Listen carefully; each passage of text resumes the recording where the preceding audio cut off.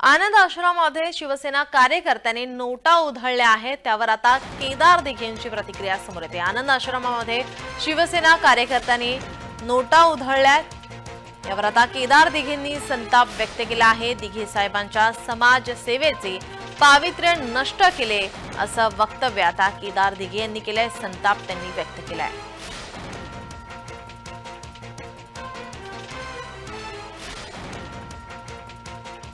सकाळपासून एक व्हिडिओ ठाण्यातील दिघे साहेबांच्या ऑफिस मधला सगळीकडे व्हायरल होताना निर्देशनात आला आणि ठाणे शहरामधील आणि ठाणे जिल्ह्यापासून घेऊन महाराष्ट्रामध्ये अनेक जणांनी मला फोन केले की अशी पद्धतीची अशी कुठची प्रथा किंवा परंपरा आहे का जिकडे दिघे साहेबांच्या आनंद आश्रमामध्ये पैसे उधळले जातात।